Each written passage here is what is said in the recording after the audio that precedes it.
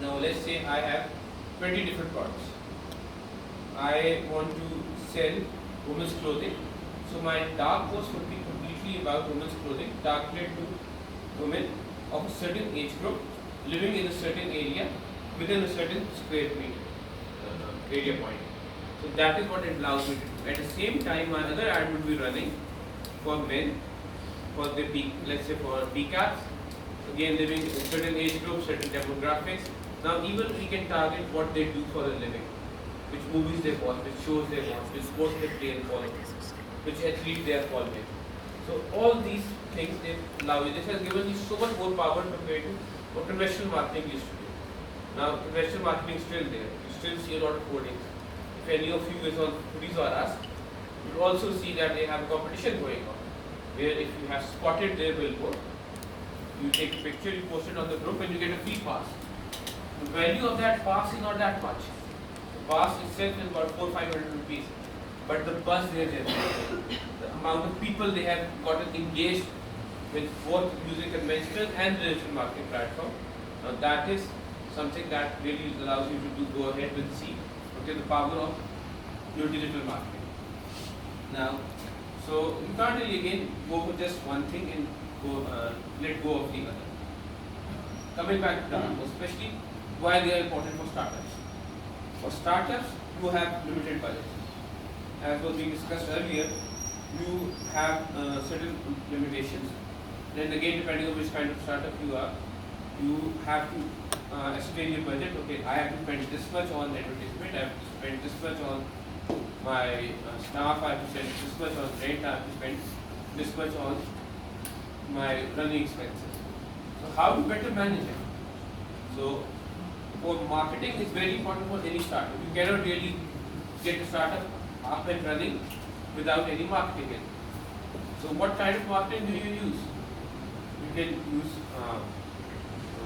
as I was mentioning earlier, again conventional marketing, which is very important.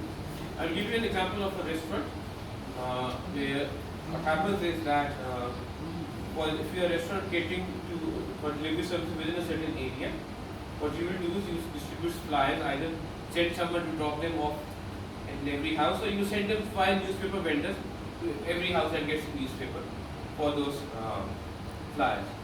And you will also be using your digital marketing platform for it.